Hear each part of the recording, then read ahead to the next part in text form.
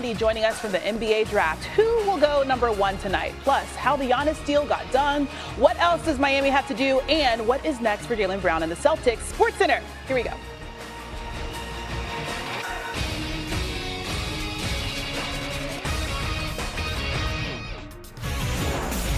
We start with that breaking news in the NBA. Shams Charania reports that the Heat acquired two-time MVP Giannis Antetokounmpo from the Bucks for a load of young talent, including Tyler Hero and a bunch of draft picks, including 3 first-rounders.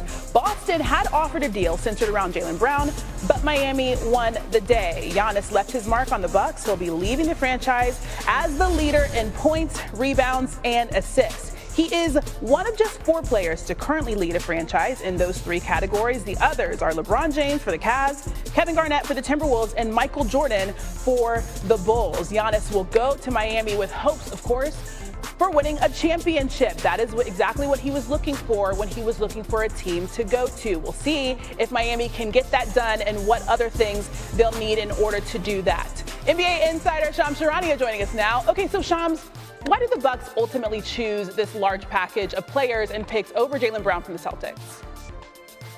Christine, these were 2 totally different packages, right? When you think about Boston, it was centered around a supermax player who comes with win-now responsibilities. And this is a Bucks organization that made a decision and an understanding that they are no longer just trying to compete for a championship. They have to take a holistic approach, a bigger picture approach to team building and sustainability. They've depleted all of their assets, their salary books over the years, just to be able to try to win and compete with Giannis. If they felt like this team was a championship contender on the spot, they would have kept Giannis, but now they had an opportunity to go get a haul of draft picks, 3 first-round picks, all unprotected, a far-out pick swap, which could be very valuable, a second-round pick in 2033, and a bunch of players, Tyler Hero, Khalil Ware, Jaime Jaquez, as well as Kasparas Yakashonis. All 4 players have significant value, believe it or not, Christine, in the marketplace, but the Bucks right now are in their rooms. They want to keep these players moving forward.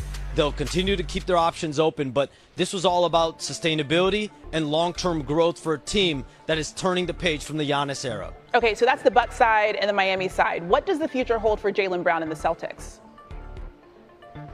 Yeah, Christine, there's a lot to sort through in Boston. There's going to be hard conversations to come between the Celtics and Jaylen Brown, because this is now the second time in 4 years that the Celtics have offered Jaylen Brown in a deal. 2022 for Kevin Durant. This year for Giannis. This is after he was Finals MVP. He was a finalist for League MVP as well. My understanding is, as of this hour, the Celtics are listening and engaging with teams, other teams, not Milwaukee, obviously, other teams on a Jaylen Brown trade. He is extension eligible in July, so between now and that point, we're going to learn a lot more about Jaylen Brown's future with the Boston Celtics. Yeah, and it seems like he wants to be the number 1 on a team, so we'll see what happens there. Let's go to tonight. The Wizards holding all the cards with the number 1 pick overall. What are you hearing about what they may do at 8 p.m.?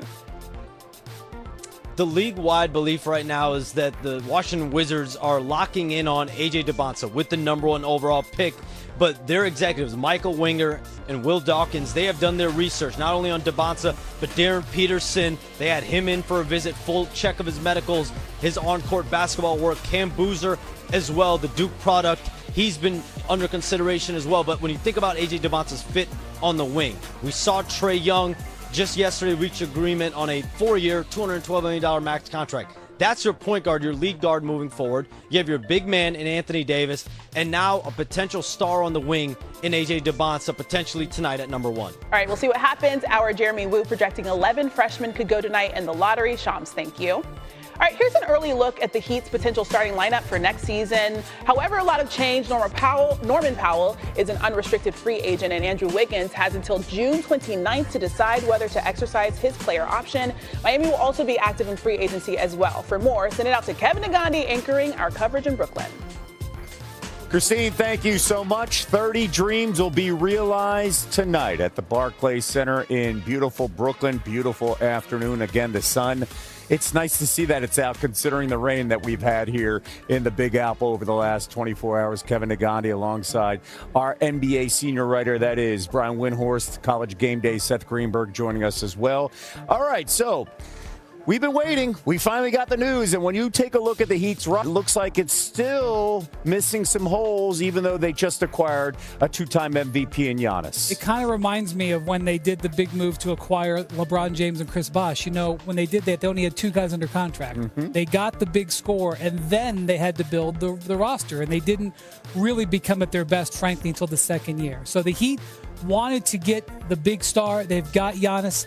Now they're in a situation where they have 5 roster spots to fill, Kevin, and they only have $18 million to fill it. And that's not below the luxury tax. Like, that's what they want to spend. They are hard capped. This trade triggered a hard cap for them. And so there's more work to do. But Pat Riley and Eric Spoelstra have been here before. They have the hard part done. That's getting the top 5 player in the league. Let's go to the other side here, Seth, because the Bucks, when you look at a draft to have 2 picks in the first round, this is the draft, especially to have it in the top 15. Picking at 10 and 13, where should they focus here when it comes to upgrading the roster? They've got to hit it out of the park in this draft, because if you're going to give up a player like Giannis, you've got to get a return on that investment, not just the players that you got in the trade. I think there are a couple of guys. I think Morris Johnson, 6'9", he could be maybe at that second to lateral of those 2 picks, big, physical, rebounds the ball. I think he's going to be a terrific player. And then right there, Nate Ament, 6'10", 7-foot wingspan, can drive it. Reminds me a little bit of KD because of his high release point. He's going to be an elite offensive player, deep range. And then you got that guy right there, Yaxel Lenenberg. He's 24 years old. Forget about how old he is. He's got a little Josh Hart in his game. He's tough. He's physical. He can shoot the ball, rebounds the basketball, and is an elite 3-position defender. Can defend anyone on the floor. So you look at Morris Johnson as a rebounder, maybe Lenenberg or Nate Ament. I think those 3 guys will be in the conversation for those 2 positions. Okay, leading up to, of course, the trade conversation, there was plenty of buzz that the Celtics were in talks with the Bucks to acquire Giannis, and Jaylen Brown's name was brought up. This is not the first time Jaylen Brown's name has been brought up for a major trade. We saw that a few years ago with Kevin Durant. And Jaylen Brown's still part of the Celtics. What's next for Boston? Well, Boston is going to be involved in trade talks. Now, they're not going to shop him. They're not going to be making outgoing calls, but they're not going to need to, because everybody in the league knows he was offered, that Boston is willing potentially to break up the duo of Jason Tatum and Jaylen Brown. The calls are going to come into Boston. And look, in the last couple of days, Kevin, as we were waiting for Milwaukee to make the decision, almost all the conversations I was having with executives in the league was, who is going to bid for Jaylen Brown if the Celtics aren't chosen here? I suspect there's pre-made offers that will be made to the Celtics. It's even possible, I don't think likely, but even possible Jaylen Brown could be traded tonight. I think that there's a really good chance that by the time the fall comes, Jaylen Brown will be on another team. And if he's gone, they've got to find a way to fill that void. And they got to find someone that complements Jason Tatum.